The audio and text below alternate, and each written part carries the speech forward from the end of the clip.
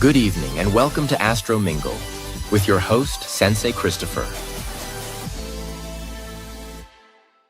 Hello and welcome to Astro Mingle, the spiritual podcast that mingles with the talented lightworkers and the innovative influencers of our time. Today we're joined by Alexandra Barton, who has an intriguing mix of gifts.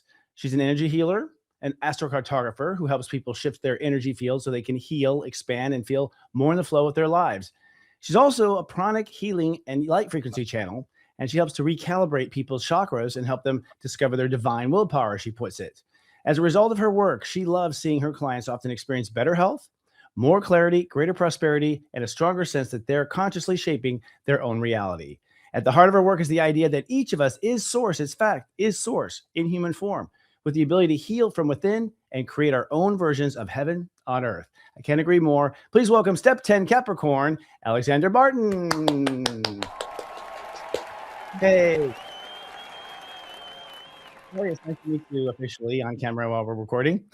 Yeah, absolutely. Nice to be here.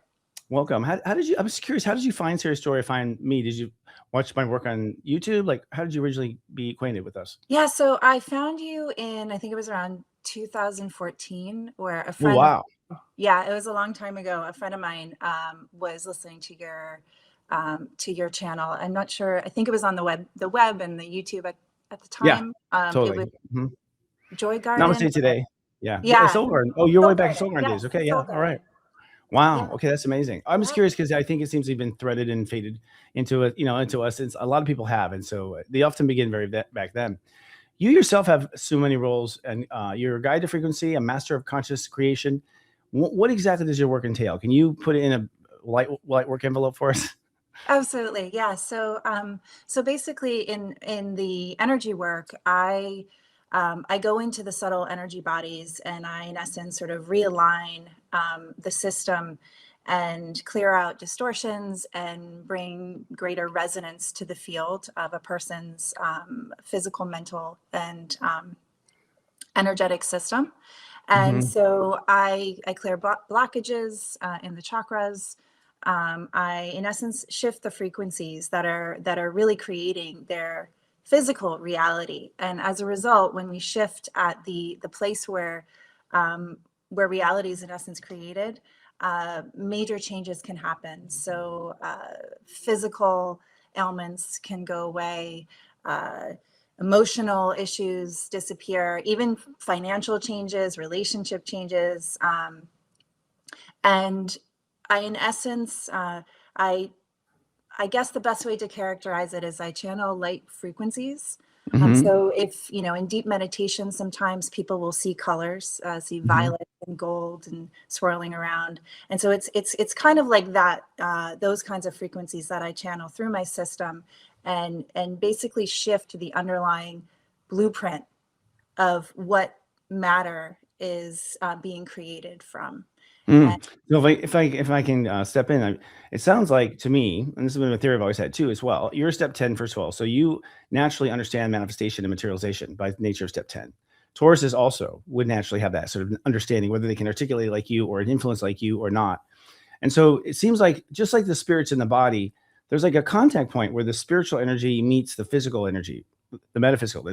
That's really Pisces Aquarius line. That's the Pisces Aquarius line. Pisces would be the spiritual energy. Aquarius would be then the next one down, which would be the materialization of frequency. So you're saying you're jimmying yourself in there, and then you blast it full of your own light. Is that what you do? And like kind of tune it and Absolutely. sort of trick the frequency into like being that way. And everybody's like, so kind of get in for the client and like send them the right vibe they should have been sending all along. Is that what ideally sending that? It could have been. Let's put it that way. It could have been. And then from that energetic point to the outside world, like because it's all designed to materialize, it just like kind of like shapes itself and unfolds and like becomes straight and narrow again. Pretty much, yeah. And science is even, catching up to that. The physicist David Bohm he characterized matter as condensed or frozen light that moves slower, and described light as a vast ocean, and that matter is the ripples on the ocean. And so it's exactly that. And we all have the ability to shift frequencies, which are in essence the only thing that's real. And like I said, science is catching up to that as well. And so when we shift at the frequency level, we can rapidly experience shifts in the physical, and not just the physical, but emotional, mental, all the all bodies. kinds in everything. Yeah, it's interesting because, when you hear about like UFO, Black Ops stuff, I don't hear about this, but like, there's med beds, allegedly they'll just instantly heal you. There's all this technology that aliens have. But what's interesting is they all deal with frequency.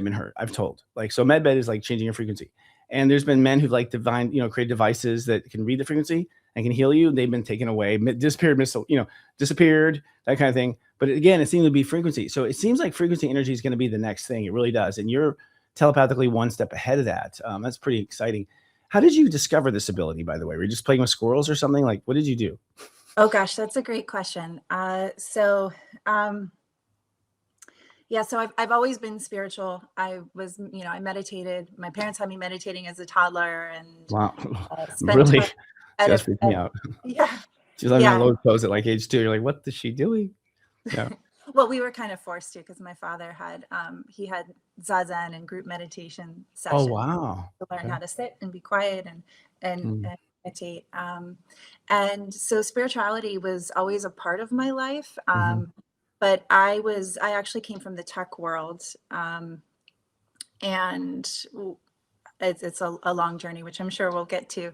But the specific thing with light frequencies, that came about after I, in essence, went through a real kind of dark night of the soul experience. And I had an injury where I wasn't able to walk or stand properly for about a year. And I was in physical therapy. I was doing all kinds of things to get better. And the doctors basically told me that I would only be able to walk properly again if I had surgery.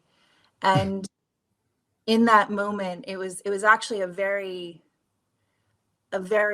intense moment of just a deep connection to myself as source. It was almost like a lightning moving through me. It was like absolutely not. This is not my story. Yay.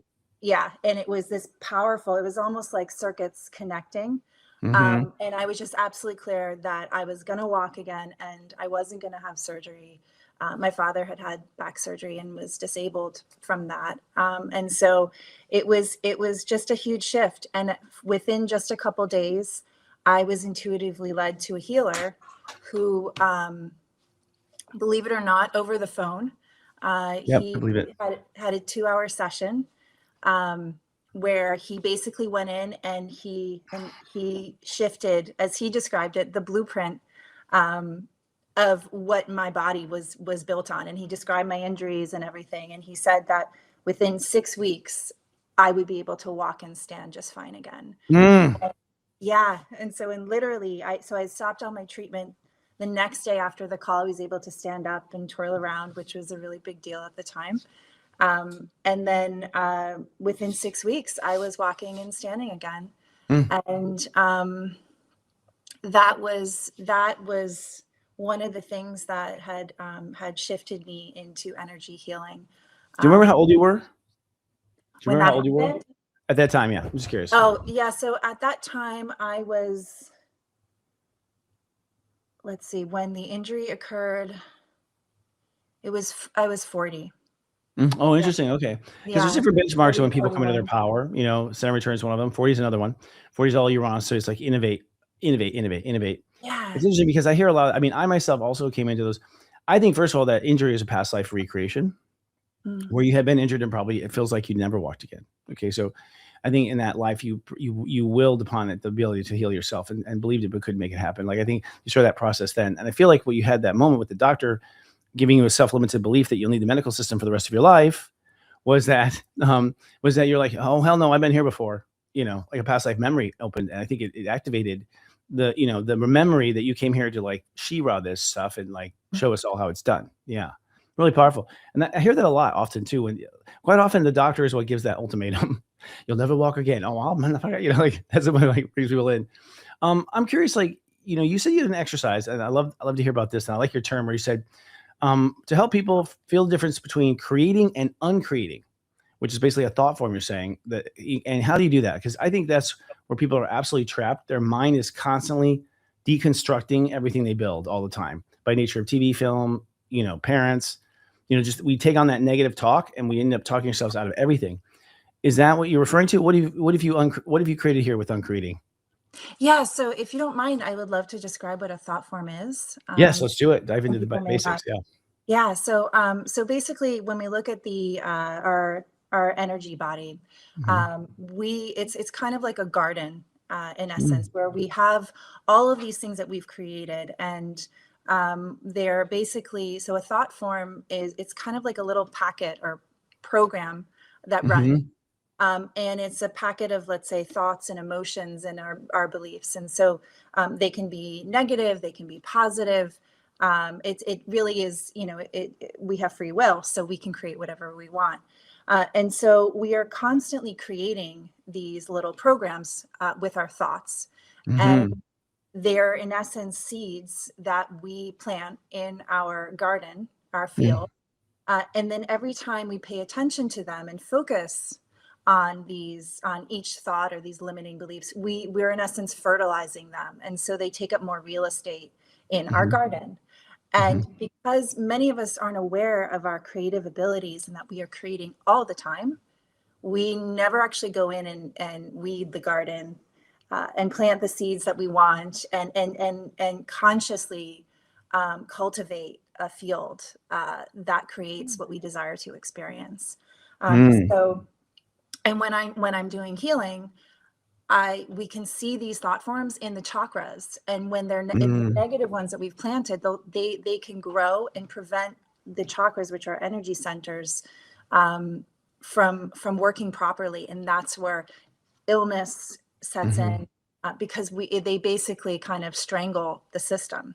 And Choke the life out of your and basically the body is like, oh well, I don't know, she's asking for us to go crazy, let's do it. Like the body's getting signals to become something quite crazed, something that doesn't make sense. There's opposing, let's say, viewpoints, supplementing beliefs, to be and not be at the same time. So you're just like in a straitjacket, just going back and forth kind of stuff. That's where we get stuck, is all this. Now, most of those negative weeds, I call them weeds in the soul garden, these weeds basically, a lot of times they're introduced to you from a parent, right? Or from some source. And you just, at that point, you think it's real, so you make it real. Like there's a point, it's like, we don't really get poisoned by others. It's like we agree to play that program. Yeah. So we're not conscious. And I believe that's if we look at this as a game. Thank you. You were so cool. You have no idea. Than a game. Thanks. Yes, it is a game. I think it's all a big game. Yes, exactly. So, and it's a game of like light and shadow. And we are source, we are the ocean, and we basically condense aspects of ourself into matter to experience ourself as human. And so in the human perspective, the default is we're not aware of how the game works, right, and how to play the game. No instruction manuals were provided. Yeah. That's so you don't screw up the game from memory of the last time you played. The two, it's like you want a fresh start at the game. You want a fresh start every lifetime. So we erase all of our memory, have amnesia. Yeah. Exactly. I mean, exactly. This is exactly what my book's about. It's crazy that you're saying it. Oh, beautiful. Yeah, totally. Yeah. Amazing. And what we also don't recognize is we are source. We're actually already enlightened because source is enlightened. Yes. And we play dumb, actually. We play dumb. Yeah. And so now I because all the things that's happening now, I believe is because of a collective desire as source to, in essence, change the way we play the game, which is to, in essence, be source embodied in the game. Instead of just creating and experiencing, we actually get to play as awakened aspects of source. And the more we awaken and clear out these negative thought forms in shadow, the more our own light pours in, and the more we're then able to access parts of ourselves that can actually architect and shift the game. Yes, we become co-creators of the game architecture itself. Yeah. Yes. And a grandmaster would be someone, by the way, in my language, who's born already with that ability but forgot. So there are grandmasters who already changed the game of certain signs. A grandmaster of a sign would have the ability to change that sign's game. They don't realize it, but when they change it, the rules for everyone changes. Those are like leaders, thought form leaders. Yeah. And it sounds like almost like, so do you have a term for that? It's almost like you say it's a program. These are programs that are running. I guess they are programs, aren't they? They're like file names. They come down the front to a file name, right? Because I look at this as thoughtware. That's my whole thing. It's like we all have thoughtware. We've been getting thoughtware upgrades for a while now, with Jupiter and Gemini. Like we had a big thoughtware upgrade. Right now we're getting an emotional upgrade on the planet. So basically I look at that as like we're getting better joysticks, like better ability to like hold bigger frequencies. Where do you see the arc of enlightenment or the promised age or all this stuff, the golden era? Like how do you see that fit in the context of your game? What are we running into here? It's a new version of the game? That's a beautiful question. So how an analogy I'd like to use is if we see our human perspective as a glove, and source is a hand in the glove. Mm-hmm. And because we have all this sort of junk in our system that we're running, there's all this stuff and like in the glove, so that source, which is who we truly are, can't actually get its hand fully into the glove to move the fingers and then start to like actually articulate, use it. So it actually comes down to the individual to clear out all the junk that's in the glove, all the illusion. So that's fear-based thinking, anything that is not connected to the truth of us as limitless, powerful, creator, divine beings. Yes, any thought where that's not based on love, self-love. Exactly, love. Yeah. And so self-love. And the more that we clear it out, the more that hand of who we truly are can get into that glove to then start to move it around. Or let's say the puppet and the puppeteer. Well, do you have any theories on what viruses have been trying to separate us from the glove? Because there certainly is a conscious force trying to, not that it's Satan or anything the Bible's quoted, but there is like a parasite, is there not? So I'm not aware of anything like that. And I also think that, because we have free will and we can, we can create, we are these limitless creators. We can create whatever story we choose to play in. Agreed. I agree completely. Yeah. But one of the things that I've started to recognize, though, is if we call these fearful aspects or storylines as contrast, is that many times when we are preparing to expand into a new level of our power, as in a new level of our reclamation as source, we have to and just like those thought forms are in our system, they get the ones that are in the way of us expanding are called up, and so there can be very frightening things. Our biggest nightmares can start to come up out into our aura, and then we have to move through them because our deeper desire is to expand. And so I think a lot of, the experiences that I've had when I've been on the precipice of change, and desiring to be more a powerful aspect of myself, I have gone through massive contrast that I had to wade through. And that's the dark night of the soul is always right before that new day. And yeah, so it always is. A lot of, yeah. Yeah, I think it's really powerful you're saying that, because people go like, "Oh, I messed up. I went dark." No, actually, it's a rite of passage. I think you have to address the shadow to get to the light always. The shadow always defines the light. Like, where's the light? It's around, the shadow circling it, and you yourself kind of the same. I mean, I think everything seeks to be bigger. That's the only thing you can be is bigger. If I understand in heaven, a big sphere is an old soul, a small sphere is a new soul. Like, so literally how much light you're putting out there in the luminance. You yourself came from the tech world. I mean, which can be dark. I don't know. And then you went to become an astrocartographer and so on. How can you describe your process of going from looking at life from technology to astrocartography, which is a very cool topic I want to talk about too? Yeah, sure. So let's see. So my journey into more spiritual technologies, I would say, started with when I decided to found my new company at the time. It was a biosensor company. And so prior to that, I had been a co-founder of other startups and consultant and whatnot. But I decided I wanted to create, and without getting to a lot of detail about that, but I wanted to create an application that could be very beneficial to the world. And specifically, initially, the application was for women. And I was a first-time CEO. And so in that desire to bring this product to the world, I noticed that there were some really interesting energies around my company.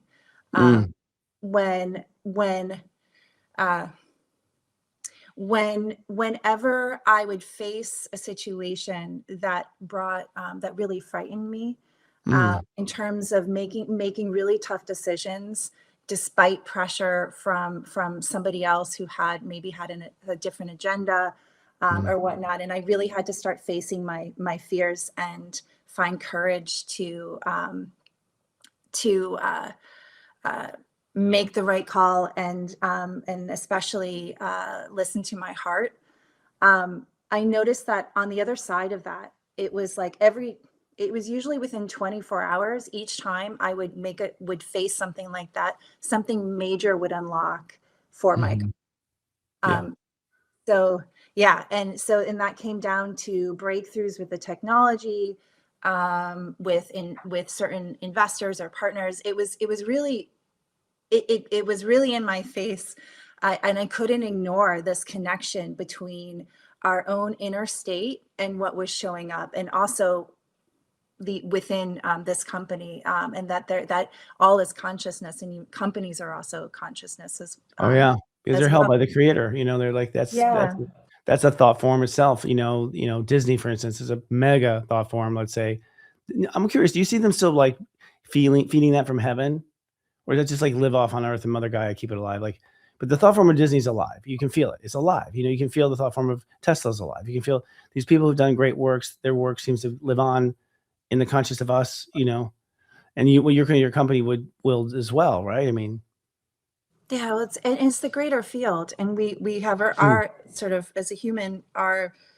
individual fields, but really the greater field is also part of us.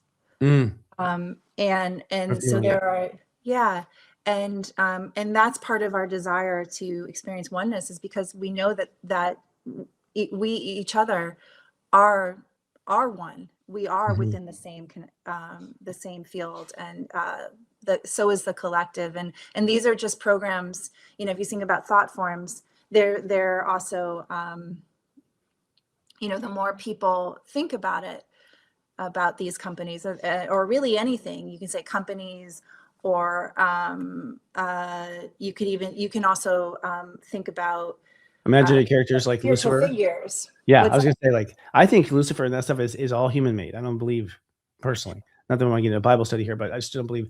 So it's like these things, that these demons and whatnot, I think it's just because people focused on them. They grew these weird things in reality.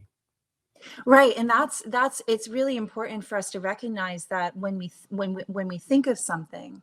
So if you were to, for example, if you were to just sort of put your hands together and then press your palms, the center of your palms. Okay, and then I want you to feel the weight of your hands, and how, whether it feels light, and there's nothing in them, right? Just blood. Right. So if you look at your right hand, at your right palm, I'd like you to look at your palm and think of an apple sitting in your palm. Visualize the apple, what color it is, imagine the taste of the apple, how heavy it is in your hand, the size of the apple, and how, let's say, delicious, if you like apples, it is to eat the apple, and really build out the experience of the apple in your hand. Okay, and so just look at your palm and you build it out. And over time, and it can take practice, the ability to build these thought forms and power them up. But when you actually now if you lift both of your palms, see if you noticed a difference. Do you feel, what do you feel? My apple one is more alive. Yeah. It's just brighter. It's just brighter. It's happier.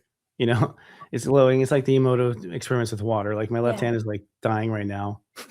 Oh, no. It's giving me the finger. It's like being really dark. Yeah. Well, it should. So if you look at it and you say apple, apple, apple, and you should start to feel a density building up in your hand of the Oh, apple versus the other hand, yeah, that's versus actually the true. other hand. Yeah. Yeah. And And for a so, second, you think that's your imagination, but it is your imagination, isn't it? I mean, that's where people get yes, confused. That's just my imagination. Well, yes, that's what you use, yeah, right? That's it's where I think scientists mess with us. Yeah, go ahead. yeah. Our imagination is actually our most powerful tool. Yeah. It's how we create, and children intuitively know that using their imagination and becoming experts in creation, and when they play Hmm. make believe, that it is really, in essence, that's our most powerful ability. Yeah, Yeah. it's just on the brink of real. You know, you've mentioned that you've done a lot of powerful manifestations, like I would think bigger than Apple, like including winning the lottery. Can you share a couple of those stories? You know, so we can hear your diversity of manifestation. Sure. Yeah. So like I said, when I was in working on my company, I was living in Germany at the time. Oof. When I started to notice how my thoughts when my thoughts would impact reality, Hmm. and also my actions. And usually it always was in response to my reclaiming an aspect of my own power. And Mm. it's not power over others, it's a power within myself. Yeah. And so uh, I made a really tough decision to shut down my laboratory Mm. um, in Germany at the time. And just like I had experienced before, these incredible breakthroughs happening within 24 hours. Mm. Um, After I shut down my lab, I had this incredible um, like day of synchronicity, and I decided to buy a lottery ticket. And Whoa. yeah, and so it was a really beautiful day, just very bizarre things happening out of the blue, gifts coming and whatnot. And the next day, I looked at the ticket, and I looked at the winning numbers, and I saw that I none of them actually matched. Wow. Okay. None of them won. But then a moment later, my actual consciousness, it's kind of like when you have an old TV and you turn it off and everything goes down to a central point. Hmm. It was like I completely powered down to a central point and I came back online. And then I looked at the ticket again, and I think it was like 4 out of 6 numbers matched. Whoa. So you like switch timelines, maybe, as we would say in our world, right? Like you Well, just or go on another path. Like you were on a yeah, I path of mean, not winning, and then now you're on the path of winning. right. I actually, exactly. And I think that and I've had other experiences where where almost like the fabric of reality would shift in front of me according to a thought or whatnot. Mm. But I think the experience of winning the lottery was less about classic manifestation. It was more about showing myself that everything is fluid, nothing is fixed, Hmm. and it's all happening within us. And changeable And any moment. You just change the channel like that. exactly, Hmm. exactly. And for you, And winning the lottery is significant. I mean, who wouldn't say I won the lottery by intention? I mean, that's like for yeah, you, if the convincer or a person who teaches it, like you needed that for yourself, really, too. exactly. Yeah. Yeah. Exactly. Yeah. And it was Germany. It's not as there, the lotteries there are certainly not like they are in the US.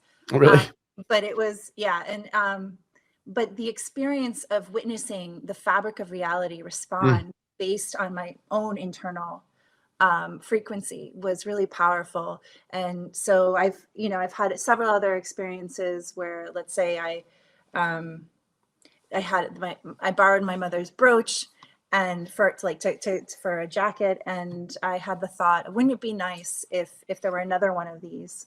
And it was a Mm. gift I laid on from many decades ago. And 2 days later, she reached into the bottom of her bag and found the brooch, and then Wow. realized that the same brooch was still sitting in the other in her room. There's a new And so brooch. I have two. Wow. Yeah, and so there's like, and I have a number of experience, because I actually recognize this is how we're supposed to experience reality. Hmm. When we start to recognize how it's built and who we truly are, is that it's this beautiful relationship with our field. Yeah. and with ourselves as source, and it's a conversation, and it responds, and really anything's possible. Yes, I agree with that 100%. Anything. Now, you said astrology has helped you, specifically step astrology. I'm curious, how did step astrology specifically support you in this discovery? Yeah, so step astrology was really helpful back, especially when I started in, I think it was 2014, because it was a very challenging time. I was, a lot of things were happening in my life that I didn't have much control over. Mm. Um, and it was step astrology itself. Really, it started to show me that there was, in essence, like this, this beautiful plan, in essence, or like with each day, the different influences of the planet, or in essence, in these different frequencies, had such an impact on what one is experiencing. Yeah. And you created a daily practice Mhm. that was incredibly helpful, especially in terms of like uh, leading from your heart and soul. And I found it to be a really valuable tool for me as I was navigating a lot of life challenges. Uh, Mm. Really beautiful. Thank you for that affirmation yeah, too. yeah, Especially for someone absolutely. I speak. I have a lot of Capricorn in me. You have a lot of Taurus in you. So we both, I think, understand each other, and I understand that. For me, I needed what I love about step astrology is that the hierarchy, that there is absolutely there's a sequence in which things happen, Yes. and it's like, and it always runs like clockwork, and it always runs a sequence. Like that was so refreshing. Like, oh, it seems so random. It's not random. It actually has a pattern. Like, and God runs a sequence, and the sequence is as simple as numbers. And if you understand the number, you understand the sequence. It's like, yeah, it really kind of normalizes astrology, makes it practical. For you, Absolutely. like, what is your biggest takeaway from all this journey for yourself personally? Like, because it must be a part of you that kind of always knew this growing up, or so is this aha, I was right, I knew I was, or what is it for you personally that you're what's your personal gift that you're getting? Yeah. So that's a great question. It's made it over the years, it's made it very clear that the most important thing is my relationship to myself as source. That in some ways, that's the only relationship there actually is. You Uh, are God. exactly. Yeah, Yeah. you are a thought of God. I agree with you completely. You are a creator, Yeah. and Yeah. like creators experiencing what it's like to be you. Exactly. Yeah. Yeah, and you're And experiencing what it's like to be creator. It's crazy. It's 100%. that simple. Yeah. 100%. And I think I didn't quite, in the background, I was spiritual in my private life, and then I had my life in business and tech, and they Mhm. weren't really integrated. Mm. And healing had actually been knocking, or energy work had been knocking on my door since my early 20s, when I also had an injury then, where the medical community wasn't really able to help me, and an energy healer did. I'm surprised. And yeah. Yeah. And so I noticed that the ways in which that person, what they did with their hands, started to um, also happen to me around 2014. Mm. Um, and at that time, my hands would become purple and charged, like when I was around people who Huh. were really ill, or hospitals. And Wow. yeah, it was, and even around trees, which was, Cool. I didn't really know what to make of it. So it was always kind of in the background, this kind of calling me to focus more on energy work. And I think that's Mm. where, those experiences with my company happened as well. But the takeaway is, I had to go through a major dark night of the soul in order to really, kind of, I shut my company down. I in essence sort of lost everything. Um, Mhm. and I literally had to relearn how to walk, Mm. build myself up from the ground up. Um, Mhm. No, that's and because you're a Capricorn. I just want to say, like, I think the Capricorns are not designed to change. They're yeah, just not. They're designed to stay forever. And so I think Capricorns have had a hard time because you're going against your nature. Your nature is to stay permanent. And so when I see Capricorn go through change, it's brutal because they're part of them is trying to stay strong, and the other part is like yield to yourself. Yeah. But I yeah, don't know anyone who doesn't go through the dark night of the soul. I don't know anyone. yeah, I mean, yeah. maybe Betty White got away with it. I don't know. She seemed pretty bright. Like, yeah, Well, it's that's normal, right? Like I want people to know this is normal. There's nothing wrong with you. true. That's it, and that's beautiful. And Yeah. especially for somebody who's going through it right now, Yeah. to know that on the other side of it, there's always something incredibly beautiful. Like, Yeah. and that you unfortunately, but it is part of the game, or in the sense that, I think as source, we love all parts of it. It's Yeah. probably on one level quite fun, even though it can be agonizing on the human level. Mm. But that in some ways so we have to break down all these false identities, and that's what the dark night of the soul really is. It's Mhm. breaking down the illusion. It's actually in service to us. Mhm. And so, yeah, so I think I finally got, took the hint, and then I moved more deeply into this work. And the beautiful thing is, when we commit to this path, then our gifts start to come online much more forcibly. And we have so much more fulfillment in our lives as a result. Almost immediately. We're going to take a quick commercial break, but stay tuned for more tips on how to master your frequency and discover your divine willpower after this. At Hair Intelligence, we believe that every strand of hair has its own voice and needs. By combining ancient wisdom with modern biochemistry, we create pure, organic solutions that work in harmony with your hair's natural biology for optimal hair health naturally. By choosing simplicity, sustainability, and science-backed natural solutions, we help our clients transform their hair, whether it's repair, regrowth, or simply radiant, healthy manes they seek. All of her products have completely changed my hair. I like to call it magic in a bottle. So if there's one thing that she knows, it's hair. Before using Karen's products a few years ago, I struggled with various hair challenges, including alopecia, and now I've overcome them, and I've just fallen back in love with my hair. Get your best hair with clean, organic products that are catered to your hair's unique health and longevity. Get 20% off your first purchase at Hair Intelligent by entering code SeriousJoy20 at checkout. Rediscover your hair's true potential. Serious Joy Academy is now offering gift certificates called Gifted Scholarships in 6-month, 9-month, and 1-year increments. This is the first time we've ever offered this. Serious Joy is the most accurate astrology service in the world. And now you can stun your loved ones with a spiritual mirror that helps them every day. Visit seriousjoy.academy to make your purchase. That's seriousjoy.academy. Available now.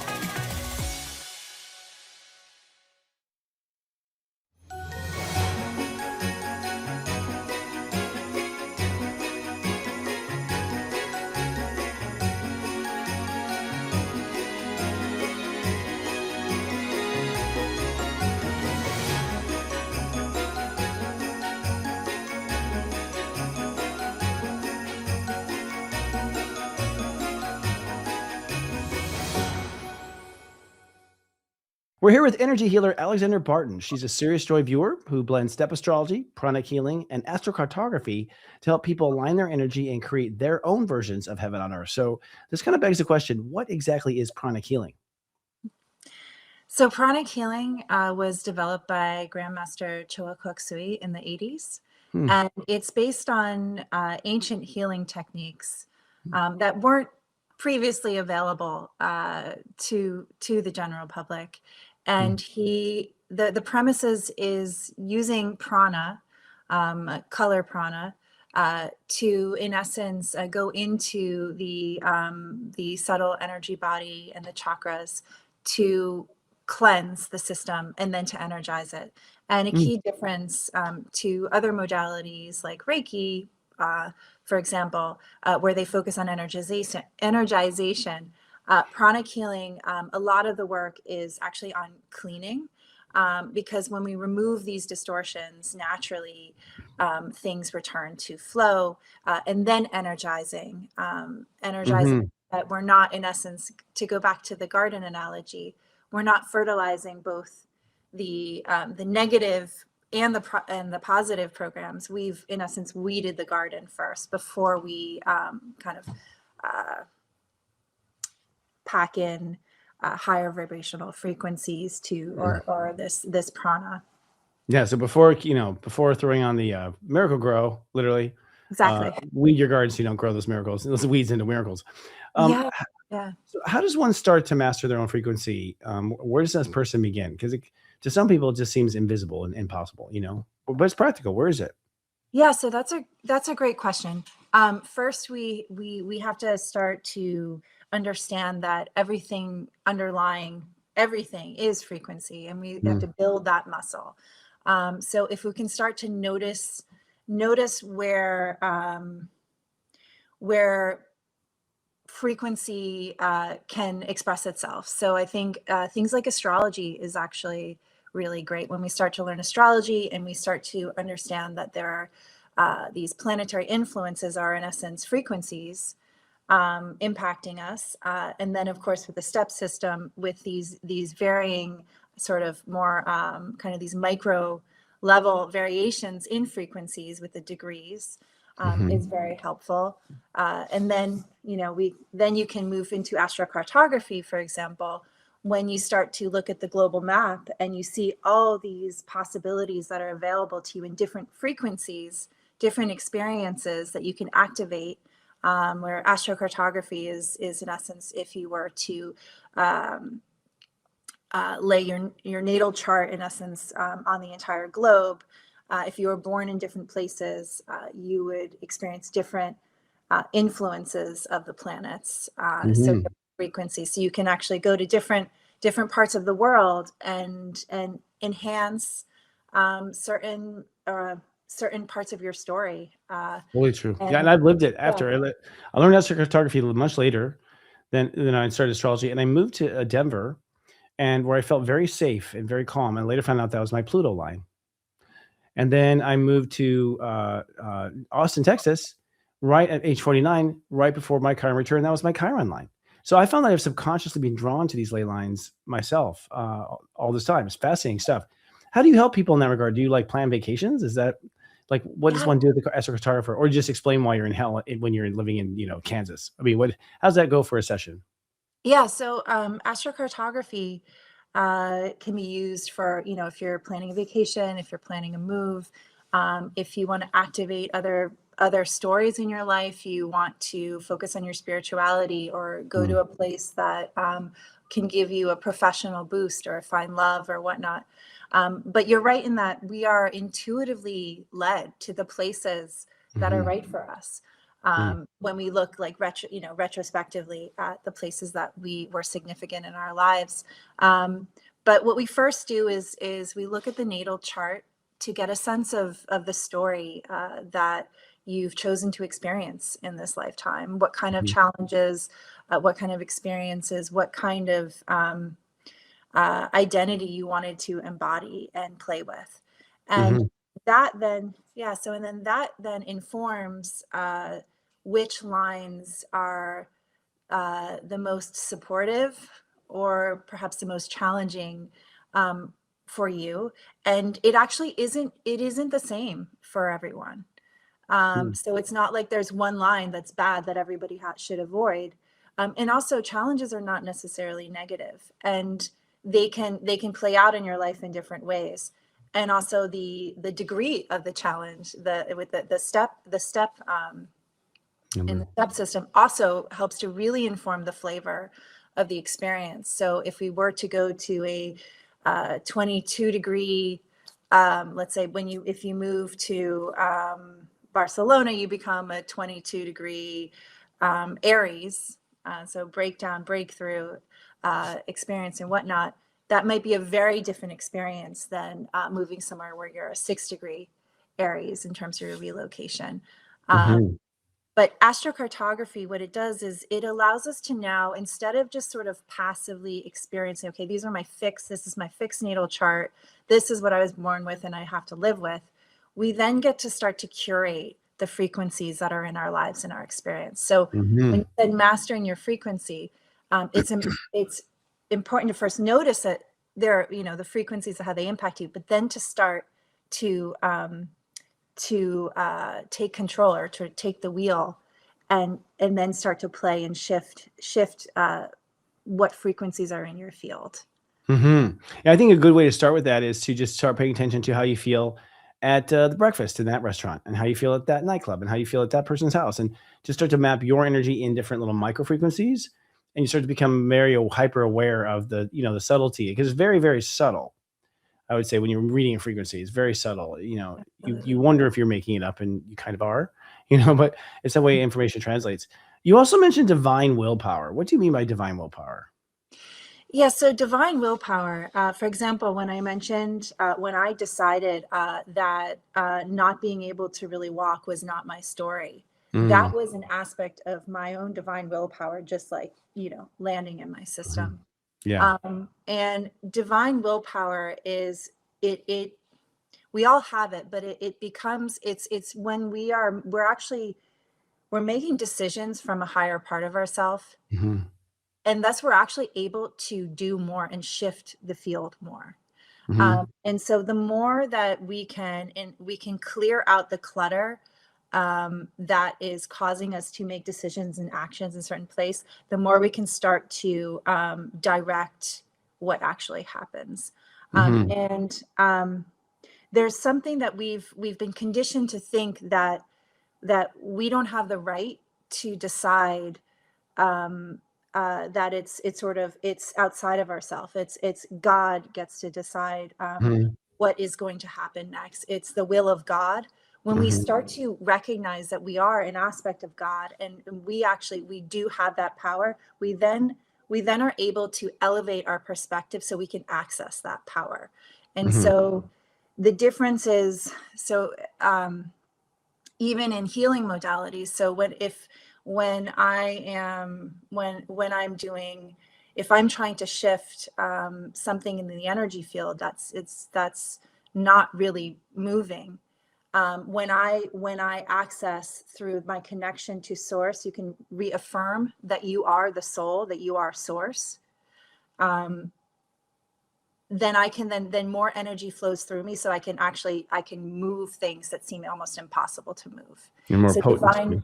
yeah. And so I think divine will also comes to, as people want to develop more of these abilities, metaphysical abilities, that's where we start to build our connection to that powerful part of ourselves.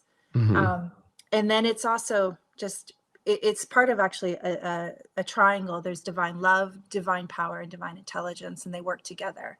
And the more we can come from a state of love and connection, the more we have, if we're connected, the more that energy is flowing and I can shift it.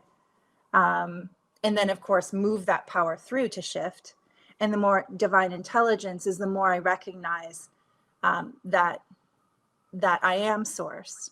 And so it's a matter of aligning our belief systems so that we can access, literally we can start to define and sculpt, and also recognize that, like, having power, which we've been conditioned to think is something we shouldn't desire, that's power over. But reclaiming power, changing the way in which we relate to power, is really important in our stepping up into our own leadership. And so that's where divine will is incredibly important at this time, for us to start to change the world and create heaven on earth.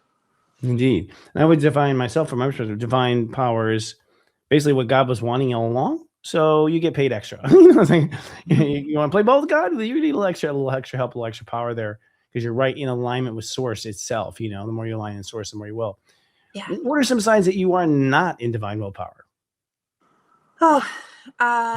That is when things feel hard, when you feel stuck and frustrated, and like you can't make things happen, when you're hitting a wall, and when things aren't flowing, when you are connected to your divine will, divine power, then things just fall, and things are effortless. Oh yeah, ridiculously. It's almost like a coordinated dance. Like, you walk in a room, someone hands you the coffee. Turn over, there's your mother from family. Take a picture. So it's like a coordinated, like, you cannot. Your life just becomes this like ballet. Yeah, absolutely. And that's the other interesting thing is we glorify things that seem hard, and the things that are easy are somehow not as valuable. But when you start to expand your own energy system, things become easier. You have access to information and solutions. So in some ways, it's the inverse of it. Is actually what we do want. We want things to be easier, which means that we are actually in a higher vibration and things are not stuck. And Yeah, it's just a beautiful boogie. Do you have some like simple basic tools that kind of help people align themselves and their energy internally? Because it's a very hard thing, as you know, light worker to describe what's going on inside me privately, secretly. Like when I try to talk about how I identify this or how I identify that side of me, do you have any tools for helping identify these things? I do, and I also teach them in coaching sessions and workshops. It is the first thing to understand is even just the affirmation of I am not my body, I am not my thoughts, I am not my emotions, I am the soul, starts to distance us from our creations. And then when we can do that, we can actually start to shift them. So get some space away from it, first of all. Step one. Yeah. Step 0, get some space. Step 0, Exactly. actually. So we first need to step away, become the observer. And then at that point, there are ways in which, and there are a few techniques that are can be quite powerful. It would take some time to describe and to actually demonstrate. But even just the decision. So what we should understand is our decision to be finished with a particular limiting belief is powerful. If we set the intention of, I do not want this. So first of all, that's powerful because we recognize we are not this thing. We separate from it. And then we actually can say this particular frequency of frustration, I do not want to disintegrate it. You can actually say disintegrate and delete. And it actually does work. And that has to do, again, as we start to recognize we can actually move energy, then our ability to move energy starts to come online. Yeah. You take a mile. Yeah. And so it's kind of like, and that's an interesting thing too, that I always tell my subscribers, and I'm glad you restated, it's like, you won't believe it, but as soon as you say it, it does it. Yep. Like the soul just obeys 100% of what you're saying. You're like, that works? I can't. Sometimes I've suffered and been like, I was a cross and God help me. So all I just say was like, I commanded stop. There's something about a commandment too. I've noticed with like light, when I read about ascended masters, there comes this point when you ascend Earth that you're commanding Earth, which to me at first was like, oh, that's arrogant. But now I realize it's like, no, it's like saying, I'm good enough. I get the license, do it. Yeah. Yeah. And that's where that trinity of divine power, divine love, divine intelligence, or divine willpower, that all comes in, because you can't access one without the other. And if you're Grand Trine sounds like, yeah. It almost sounds like a water Grand Trine. It's like divine wisdom would be maybe Pisces, divine power would be Scorpio. What was the other one? Divine love. Divine love. Well, that could be. I would say it was Cancer. My Cancer mother, but we'll move on. Energetically, what do you think the collective is in right now? Like, where are we energetically with this vibration, this frequency today, and where are we going here in the next 6 months or so? That's a great question. So I think it's almost like a collective dark night of the soul. And what life? Just kidding. Yeah, right now. And what we recognize is usually these things come after we've had a desire for something greater. So I'd say we collectively desire more union, more, or in essence, heaven on earth. And because of that, a lot of chaos has to come up and be seen in order to be disintegrated. Just like you said, when you do your own personal work, you said the dark bubbles are going to come up from the soda. You're going to have to So it seems to me this is almost evidence that we must be doing the work because the dark's certainly coming out, isn't it? Yes, absolutely. Yeah, absolutely. So I actually feel very optimistic. I feel like we've collectively been in kind of a clearing. We've been doing our own clearing and disintegrating of these nightmares, in essence. And we've been in an incubation period, and it feels very different in 2026, especially and onward. Not to say that everything becomes easy. But it does feel like we are in the process of taking back the wheel of the field, in a sense. And so all the fear around, you can't do that, you can't take control, you can't decide, like all these things are trying to keep us small, and we're ready to, this bigger part of ourselves is ready to be more of a leader in the game. Absolutely. Just by playing yourself beautifully, the better flautist you are for your flute, the better you're going to, being yourself is the solution. Yes. That's what I found crazy. Yeah. Our fears of being ourselves, and how many fears we have of being ourselves and being accepted and all this other stuff. Being accepted by what? The game we just made and on Atari? I mean, like it says that's actually that ridiculous. It's so simple, right? Yeah. When you talk about, you said they're on the precipice of a major rebirth. Are you talking about the entire world's on the precipice of major rebirth, or each individual, or both? It's actually both, because everything is our field. Okay. There is no distinction. I mean, in some ways, our outer field, it is a reflection of our inner state. Mm-hmm. Yeah. Or people could say a hologram or whatnot. So there actually is no distinction. And that's where we have to recognize is our power is in the present moment. It's in the inner field.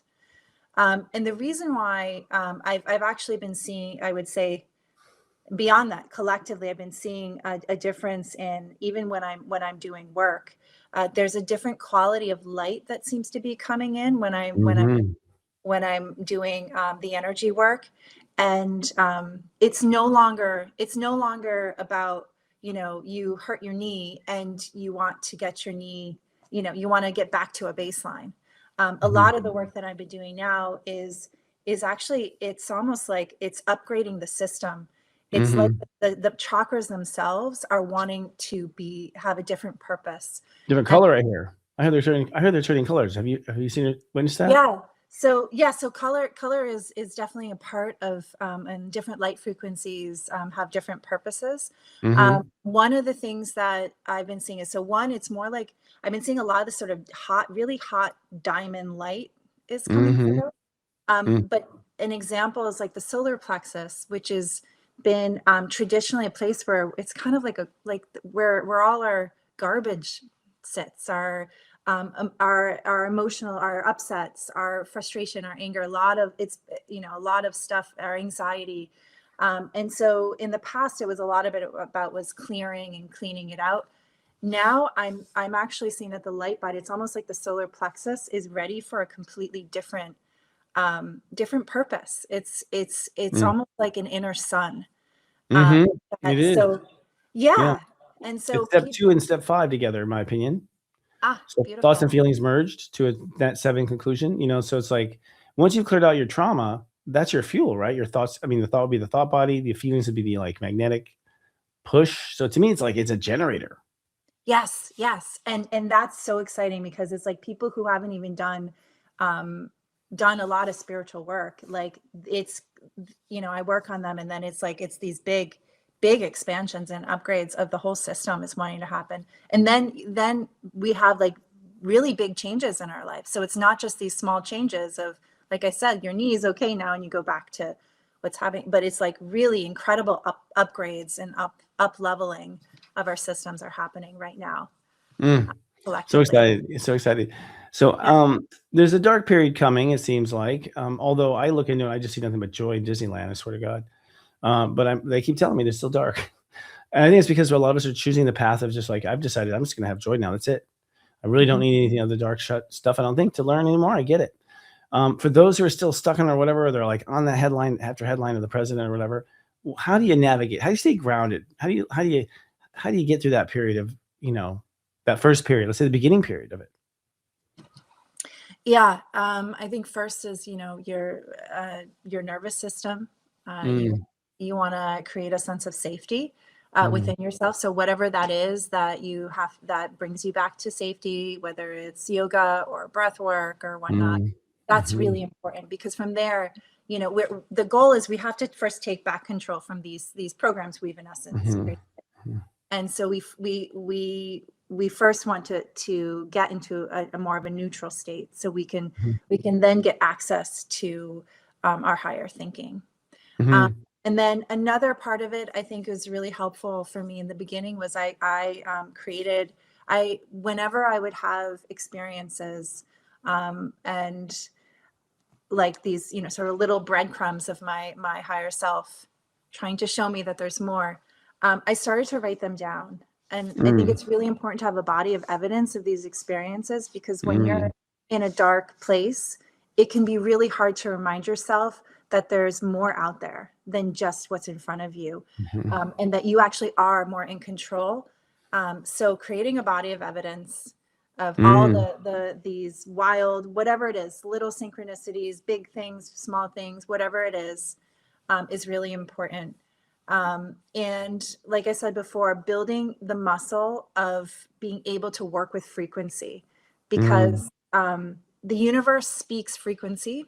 Yeah. That's the language of the universe. Yeah. And so, that's where we communicate with ourselves as source. And so we need to start building that muscle so that we can actually start to shift the frequency. Because when we're upset about something, it's really that we don't like the current frequency state. Actually, we want to shift into a different frequency, whether that's more peace or happiness or joy or prosperity. So that's actually what we're really seeking. So we really need to become fluent in that.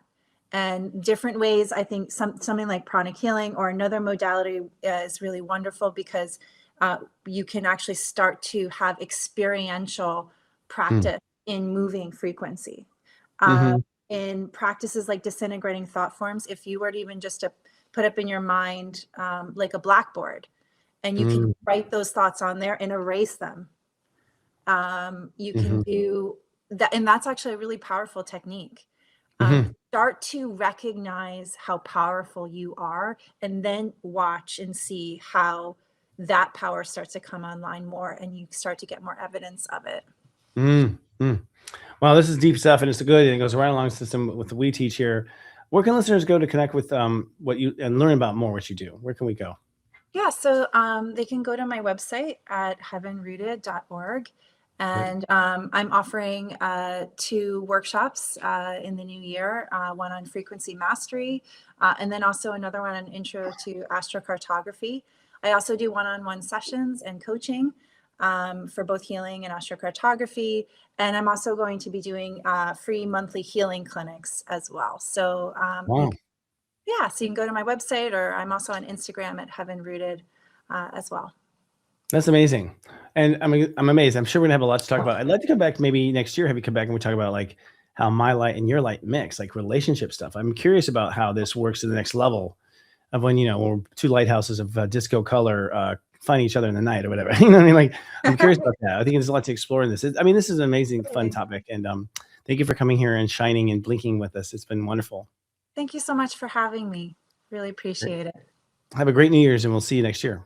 Same to you. Thank you. Bye. Yay, that was fun. It's really kind of like surreal for me to be sitting in the seat where someone who's watched us originally, like now has run off in their own directions. It's all synchronized with what they've learned. It's amazing. It's just amazing. And we're seeing so many wonderful things come of it.